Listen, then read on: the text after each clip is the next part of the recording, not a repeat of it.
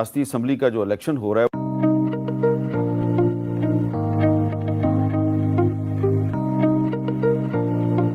جموں کشمیر میں ووٹنگ کا سلسلہ جاری ہے اور ہم نے دیکھا ہے کہ جموں کشمیر میں پہلی بار ریکارڈ توڑ ووٹنگ ہوئی. Long queues form outside polling stations as the first round of voting in India's Jammu and Kashmir gets underway. لیکن اب جو کل انتخابات ہیں مشاہد صاحب اس میں کیا توقع کی؟ کشتواڑ میں سب سے زیادہ 70% ووٹنگ درج کی گئی ہے.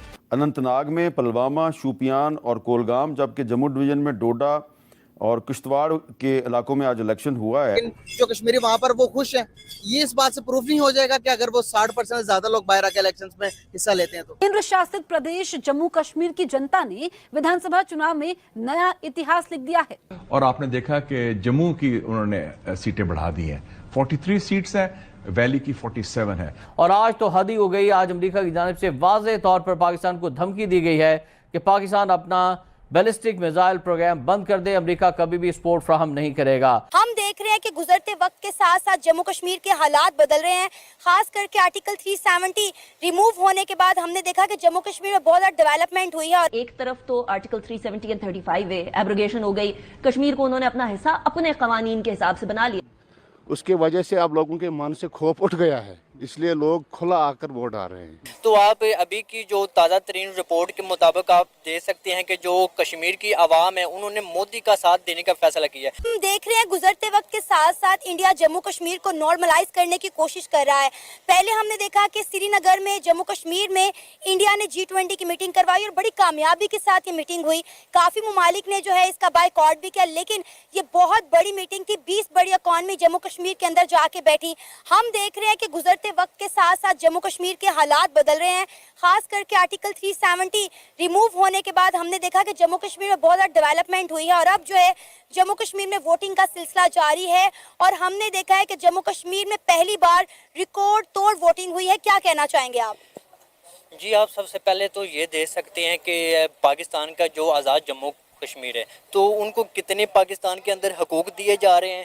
اور دوسرا اب ہم دیکھیں گے بھارت کے اندر جو کشمیر ہے تو ان کو کیا پاکستان کے ساتھ شامل ہونا چاہیے یا ان کے حق کے اندر ووٹ دینا چاہیے.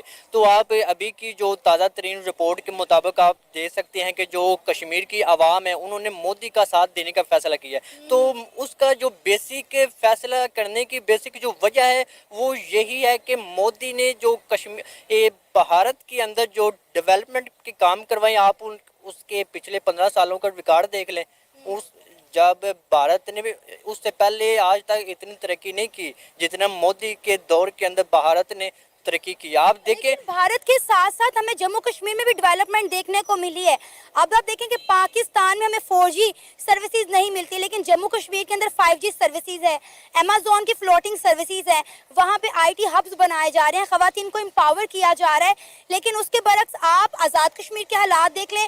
لوگ ابھی تک بجلی گیس کے لیے ترس رہے ہیں، انہیں پانی نہیں مل رہا پینے کے لیے. جی میں وہی بات کر رہا ہوں کیونکہ مودی کی جو جماعت ہے انہوں نے جموں کشمیر کے اندر ڈیولپمنٹ کروائی ہے. انہوں نے وہاں کی جو عوام ہے ان کو سہولیات دی ہیں. تو اس وجہ سے وہاں کی جو عوام ہے وہ مودی کا ساتھ دینے کے لیے تیار ہو چکی ہے. اگر وہ پاکستان کے بھی ساتھ شامل ہونے کی کوشش کریں تو وہ کس بنیاد پہ کریں گے؟ پاکستان کی عوام خود پاکستان کو چھوڑ کے باہر جانے کی کوشش کر رہی ہے. تو کیا پاکستان کے حالات بہتر ہو سکتے ہیں؟ کبھی بھی نہیں ہو سکتے. یہ وہ پاگل قوم ہوگی کشمیر اگر وہ پاکستان کے حق کے اندر بولیں، کیونکہ ان کو پتہ ہے کہ پاکستان کبھی بھی ڈیولپ نہیں ہو سکتا. اگر جب یہ بات آپ کو پتہ ہے، یہ بات مجھے پتہ ہے، یہ پاکستان کی عوام کو پتہ ہے، پھر ہم کیوں یہ نعرہ لگاتے ہیں کہ کشمیر بنے گا پاکستان؟ ہم تو بڑے عرصے سے ایک ہی نعرہ سن رہے ہیں، روٹی کپڑا اور مکان، کشمیر بنے گا پاکستان. میم آپ دیکھیں جیسے یہ روٹی کپڑا اور مکان سب سے پہلے ایک مخصوص جماعت کا یہ نعرہ تھا، لیکن اب یہ پورے پاکستان کا بن چکا ہے کیونکہ اب پورے پاکستان کو یہ روٹی کپڑا اور مکان چاہیے. اب سب کچھ بھی نہیں رہا، سب کچھ ختم ہو چکا ہے. अब आप देखें ना 78 ईयर से इंडिया और पाकिस्तान के दरमियान एक ही मसला है, वो है एक मसला कश्मीर, जिसकी वजह से दोनों ममालिक के दरमियान ताल्लुकात नॉर्मलाइज नहीं हो पा रहे। पाकिस्तान जिद लगा के बैठा है कि हमने कश्मीर को पाकिस्तान के साथ इल्हाक कराना है, जबकि कश्मीरी आपके सामने वोटिंग के जरिए साबित कर रहे हैं कि वो नरेंद्र मोदी साहब को कितना सपोर्ट कर रहे हैं। वहाँ की जो मुस्लिम खवातीन हैं वो भी नरेंद्र मोदी के हक के लिए बाहर निकली हैं और उन्हीं को वोट करते हुए दिखाई दे रही हैं। फिर हम किस बुनियाद पर कहते हैं कि कश्मीर बनेगा पाकिस्तान? मैम, आप पाकिस्तान के इलेक्शन को देख लें, ये जम्मू कश्मीर है, अगर उनका बस चले तो ये जो पाकिस्तान के अंदर जिस तरह के इलेक्शन होते तो वो इस तरह के भी वहाँ पे क्रिएट करवा सकते थे, लेकिन उनका वहाँ पे बस नहीं चल रहा। ये पाकिस्तान के कुछ ख़ास नेम है जो ये नारा बुलंद करते हैं कि आज़ाद कश्मीर बनेगा पाकिस्तान, हालांकि पाकिस्तानी आवाम को भी पता चल चुका है ये कभी भी नामुमकिन नहीं हो सकता। आजाद कश्मीर के लोग पाकिस्तान के साथ रहना नहीं चाहते, बलूचिस्तान में देखें वो पाकिस्तान के साथ नहीं रहना चाहते, पंजाबी अलग अपनी जंग लड़ रहे हैं, सिंध के लोग अलग अपनी जंग लड़ रहे हैं। आप ये देख लें, जो पाकिस्तान का हिस्सा कश्मीर है वो पाकिस्तान को नहीं मानता। आप इस बात को देख लें, वो पाकिस्तान को नहीं मानता तो जो भारत के साथ है वो कैसे मानेगा? वो पागल ही होंगे जो पाकिस्तान का हिस्सा बनने की कोशिश करेंगे, क्योंकि पाकिस्तानी खुद बाहर जाने का सोच रहे हैं। क्या नाम है आपका? ज़ुहैर अली। क्या करते हैं आप? Law student. आपको पता है मकबूजा कश्मीर के अंदर रिकॉर्ड तोड़ वोटिंग देखने को मिली है। बीजेपी की जमात भारी अक्सरियत से आती हुई दिखाई दे रही है। अगर हम 5 बजे की रिपोर्ट के मुताबिक बात करें तो 51% वोटिंग हो चुकी है। और मज़े की बात यह है कि इंडिया जम्मू कश्मीर के हालात को नॉर्मलाइज करने की कोशिश कर रहा है। पहले हमने देखा कि श्रीनगर के अंदर जम्मू कश्मीर में G20 की बड़ी कामयाबी के साथ मीटिंग करवाई गई। 20 बड़ी इकॉनमीज जम्मू कश्मीर के अंदर जाके बैठी और पाकिस्तान 78 ईयर्स से इंडिया से सिर्फ इसलिए लड़ रहा है कि कश्मीर बनेगा पाकिस्तान। लेकिन बात यह है कि इंडिया जो चाह रहा है वो कश्मीर के अंदर करवा रहा है, हम सिर्फ बैठ के देख रहे हैं और कुछ नहीं कर पा रहे। क्या कहेंगे आप?